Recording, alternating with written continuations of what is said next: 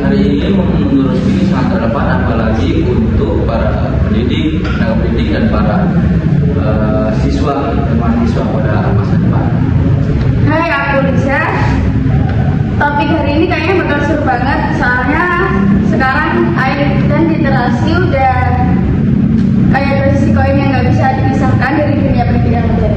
Betul banget, Lis. Tema kita hari ini adalah Artificial Intelligence dan Literasi Digital. Kolaborasi manusia dan teknologi dalam dunia pendidikan.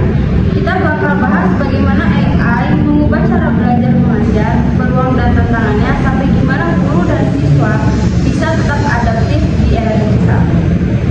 Kita mulai dari hal yang paling dasar. Menurut kalian gimana sih AI mulai mempengaruhi dunia pendidikan di Indonesia? Kalau aku lihat ya, perkembangan AI di dunia sekarang ini tuh makin cepat. Menurut laporan UNESCO tahun 2024, perkembangan AI ini sudah mencapai 60% dibandingkan 3 tahun sebelumnya.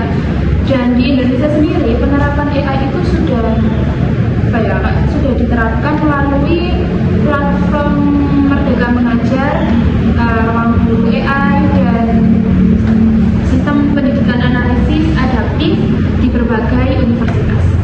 Benar banget tadi. Aku juga baca di jurnal Edukasi Teknologi 2003 bahwa sekolah-sekolah yang memakai AI menganalisis pada siswa yang meningkatkan efektivitas pembelajaran sampai 30-40%. Misalnya, AI bisa bantu guru menilai daya belajar siswa dan mengasih rekomendasi materi yang sesuai. Jadi, nggak semua siswa itu diperlakukan sama.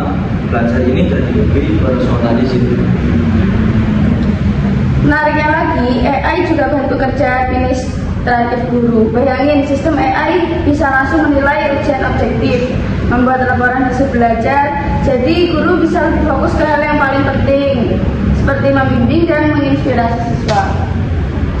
Ya, dan itu penting banget ya, karena guru kadang terlalu banyak kejar administratif yang menguras waktu dan energi. Dengan bantuan AI, semoga peran guru bisa kembali ke esensinya mendidik dengan hati.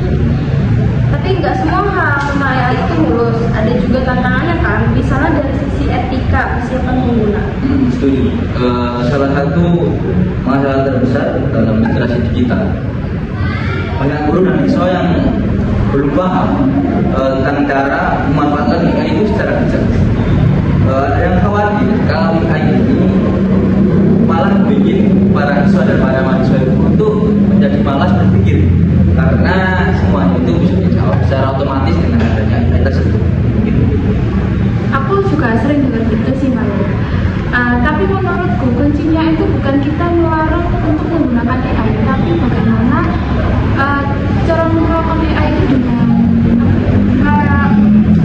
penggunaan AI itu kita itu menggunakan dengan etis gitu loh. Misalnya kalau kita menggunakan ChatGPT untuk belajar, bukan kita itu menyalin jawaban dari ChatGPT tersebut, tapi bagaimana kita belajar dengan mengeksplorasikan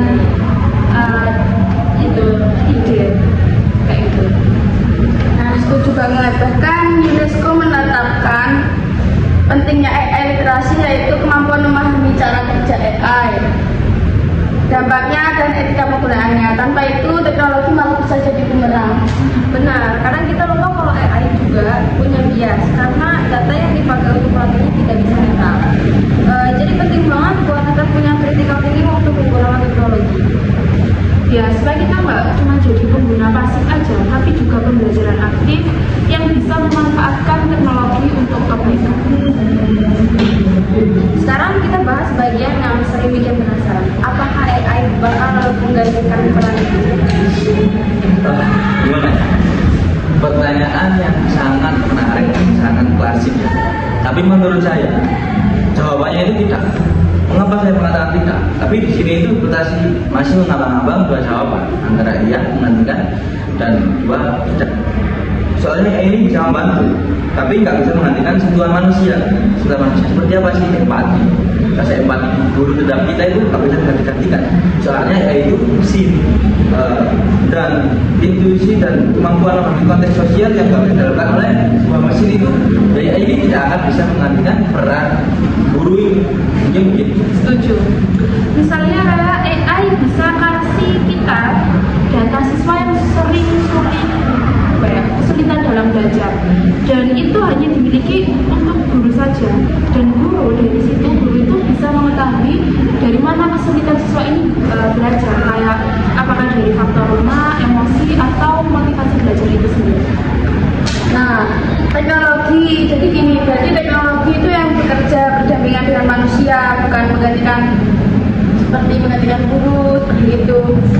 Nah, makanya AI justru memperkuat peran guru, bukan malah menggantikan peran guru atau melemahkannya. Iya, apalagi buat guru di daerah-daerah yang kurang sumber belajar, AI bisa jadi asisten pintar yang membantu menyediakan materi atau simulasi pembelajaran yang nggak tersedia secara lokal. Mungkin kalau aku boleh nambahin, di masa depan mungkin kita bakal lihat literasi digital ini bakal dikolaborasi dengan yang lebih kuat.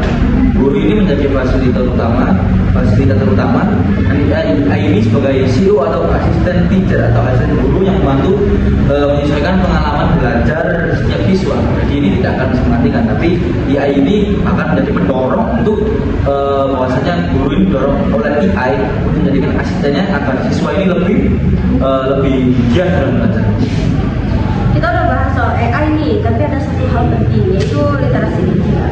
Gimana sih peran literasi digital dalam menyiapkan guru dan siswa menghadapi era hari ini? Literasi digital itu fondasi utama, dan nggak cuma bisa pakai teknologi, tapi juga paham makna, dampak, dan resiko itu sendiri. Dan guru perlu dilatih bukan hanya dalam teknis penggunaan alat digital, tapi juga dalam berpikir kritis dan kreatif di dunia digital. Benar banget. Menurut di sini ya, Kemendikbudristek tahun 2024, program literasi digital untuk para guru dan siswa akan menjadi program untuk 5 tahun ke depannya. Mengapa ini dikatakan menjadi prioritas program untuk 5 tahun ke depannya?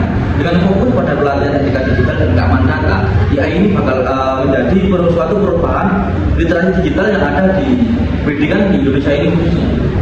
Ini. Dan siswa juga perlu diajar jadi digital creator, mungkin bukan cuma jadi digital customer. Artinya mereka bisa menggunakan teknologi untuk menciptakan sesuatu, misalnya seperti membuat podcast seperti ini. Wah, benar banget. Kita ini contoh nyata penerapan literasi digital kan. Dengan teknologi kita bisa berbagi ilmu, berdiskusi kritis, dan kita menemukan nilai-nilai pendidikan yang positif. Nah, sobat Edita, dari obrolan panjang kita hari ini ada beberapa hal yang bisa kita simpulkan.